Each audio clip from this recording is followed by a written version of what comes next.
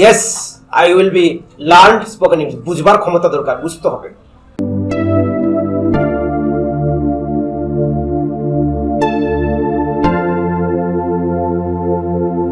So my dear students, first of all, we have to know what is the meaning of khawa. Khawa means eat. খাওয়ানো means feed. এবার different জায়গায় কিভাবে use হয়। আমি ভাত খাবো, আই উইল ইট। সোজায় বসো প্লিজ, হাত ছাড়ো। আমি খাবো ইংলিশ হচ্ছে আই উইল ইট। আর ফিড মানে খাওয়ানো। আমি কুকুরকে মাংস খাওয়াবো, I will feed the dog chicken বা মিট। কি বললাম বুঝতে পেরেছো তো? বা রাইস, ইয়েস। তাহলে এখানে মেন অবজেক্টটা হচ্ছে ডগ, যেহেতু ডগটাকে প্রথমে লিখলে মনে হয় আরো সেন্টেন্সটা ভালো মানাবে। তাহলে সেন্টেন্সটা এইভাবে বলবে, আমি কুকুরকে খাওয়াবো, I will feed the dog. আমি গরুকে খাওয়াবো, I will feed the cow the grass. একটা সেন্টেন্সে দুটা অবজেক্ট। অবজেক্ট মিন্স, হাত দাও না, বেন থেকে হাত ছাড়ো। একটা বাক্যে কটা অবজেক্ট থাকতে পারে? অবজেক্ট মানে কি? শুনে শুনে বলছো কি? শুনে শুনে যদি বলছিস গলতি করছিস, আর যদি না শুনে বলছিস তাহলে বাঁচলি। শুনে বললে গলতি বোধ, অন্যের শুনে আমি বলে দিলাম হ্যাঁ আমি তাকে ভালোবাসি, হবে না। আমি এই ইংলিশটাকে পড়তে ভালোবাসি, আমি ওই লোকটাকে ভালোবাসি, দুটার মধ্যে কোনোটাই হতে পারবে না যখন তুমি নিজে থেকে না বলছো। আর যে সমস্ত মাস্টার আমাকে শিখিয়েছিল ওরা আমাকে অনেক কিছু ভুল শিখিয়েছে। এরকম দা কোথায় ইউজ করা হয়, দি কোথায় ইউজ করা হয়, আমি জানতামই না। আমি তো অবাক, আমি পুরো অবাক যখন দা এবং দি কোথায় বসানো হয় জানবার পর আমি অবাক। ইংলিশ ল্যাঙ্গুয়েজ হচ্ছে এত কঠিন ল্যাঙ্গুয়েজ আর এত স্মার্টিয়েস্ট ল্যাঙ্গুয়েজ, যে কেউ কিন্তু রপ্ত করতে পারবে না। মিনিমাম 1 বছর 2 বছর এর পিছনে পুরো তাড়া করতে হবে, ইংলিশের পিছনে, তাহলে তুমি রপ্ত করার একটা আসবে। আর সম্পূর্ণ রপ্ত করতে গেলে মিনিমাম 4 বছর লেগে যাবে, 5 বছর লেগে যাবে সম্পূর্ণ তার পিছনে তাড়া করতে পারলে। তখন তুমি অন্য কাউকে শেখাতে পারবে। তাহলে ভাবি 4-5 বছর, বলে কেন না, কেন নয়? যে ল্যাঙ্গুয়েজটা তোকে অনেক টাকা পয়সা দিতে পারবে, যে ল্যাঙ্গুয়েজটা শিখলে তোকে তোর ভাতের অভাব হবে না, প্রতিদিন তোর বাড়িতে ভাতের অভাব হবে না। ইংলিশ ল্যাঙ্গুয়েজ এমন একটা ল্যাঙ্গুয়েজ। সো লিভ ইট। আরো একটা শব্দ অবশ্যই আলোচনা করতে হবে, that is very important to all of us. আর একটা শব্দ যেটা ভেরি ইম্পর্টেন্ট, যেরকম হচ্ছে দেখা আর দেখানো। আমি চাঁদ দেখি, ইউ স্পিক। আমি চাঁদ দেখি, আই এম সিইং মানে আমি দেখছি। আই সি এ মুন, ঠিক বলেছে? I see the moon, perfect. I see the moon. আমি চাঁদ দেখাবো, ইউ চাঁদ দেখাবো।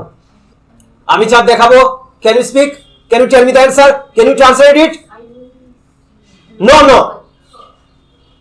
আমি চাঁদ দেখাবো, আমি নিজে দেখছি না, আমি অন্য কাউকে দেখাবো। ঠিক আগেরটার মতন চেঞ্জ হবে, অন্য কোনো শব্দ হবে। Yes, I will show the moon. দেখতে পেয়েছো? আমাকে চাঁদ দেখানো হবে, প্রচুর হার। আমি চাঁদ দেখবো, এটা একটা ব্যাপার, ঠিক আছে। আমাকে চাঁদ দেখানো হবে, আমাকে চাঁদ দেখানো হবে, কিছু প্রবলেম নেই। আমি একটু বলে দিলে বুঝতে পেরেছি। আমি চাঁদ দেখি, I will see the moon. আমি চাঁদ দেখি, আমি চাঁদ দেখবো, আই সি দ্য মুন। আমি চাঁদ দেখি, আমি চাঁদ দেখি। কিন্তু যখন বলা হবে আমাকে চাঁদ দেখানো হবে বা আমাকে চাঁদ দেখানো হলো, দুটা সেন্টেন্স আছে। আমি চাঁদ দেখির সঙ্গে আমাকে চাঁদ দেখানো হলো, আর আমি চাঁদ দেখবোর সঙ্গে আমাকে চাঁদ দেখানো হবে। সেন্টেন্স এমন ভাবে বেরোবে না, আর যদি কেউ বুঝতে পারে এটা, তাহলে তার কাছে যে কোনো ক্রিটিক্যাল সেন্টেন্স বানানো কঠিন হবে না। আমি চাঁদ দেখি, সুন্দরভাবে বললাম আই সি দ্য মুন। আমাকে চাঁদ দেখানো হলো, I am seen the moon. ব্যাপারটা কি হলো বুঝতে পেরেছো? কথা কথা চেঞ্জ হলো। সি এর থার্ড ফর্ম ইউজ করতে হবে। সি এর থার্ড ফর্ম ইউজ করলে কি হয়ে যাবে? সিন। সি এ তারপর ইউজ করলে সিন, আই পরে কি বসানো হয়, এম ইজার মধ্যে যে কোনো একটা বসাতে হবে, আই পরে এম বসানো হয়। তাহলে আমাকে দেখানো হবে আমাকে বলতে আমি থেকে এসছে, আমাকে করতে গিয়ে এসছে আমি থেকে এসছে, আই সঙ্গে এম পাবো, আমাকে বলতে আই বোঝাচ্ছে, আমাকে বলতে আই বোঝাচ্ছে, আমাকে বলতে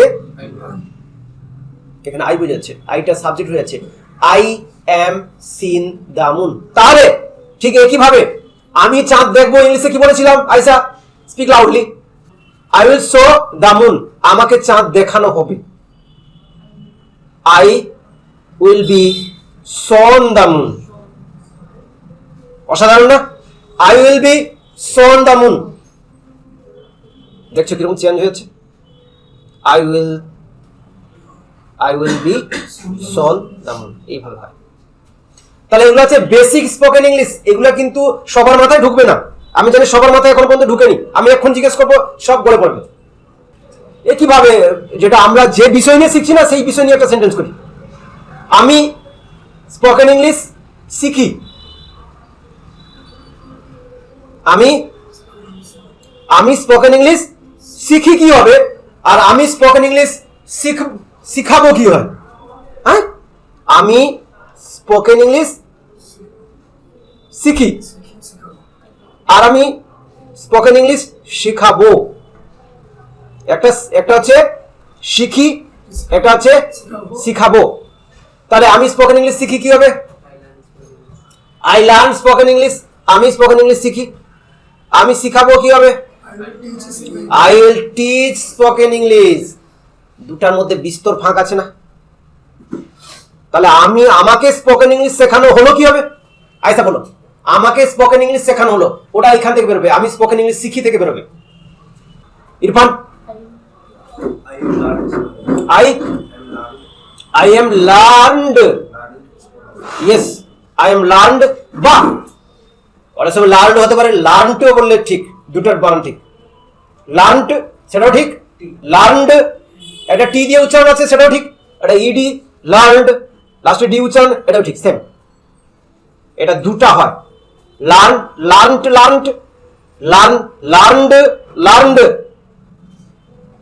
যেটা বললে হবে। তাহলে I am learned spoken English, অসম্ভব ভালো, সুন্দর বলেছ। আমি স্পোকেন ইংলিশ শেখাবো, আমি স্পোকেন ইংলিশ শেখাবো কি হবে? I will teach spoken English, আমাকে স্পোকেন ইংলিশ শেখানো হবে, আমাকে স্পোকেন ইংলিশ শেখানো হবে। দেখো কথাটা মনে রাখো ভালো করে, আমি আবার বলছি সেন্টেন্সটা, ধৈর্য দিয়ে মন দিয়ে শোনার চেষ্টা করতে সময় থাকে। আমাকে স্পোকেন ইংলিশ শেখানো হবে, এর মানে কি বোঝালো? আমি কি স্পোকেন ইংলিশ জানি?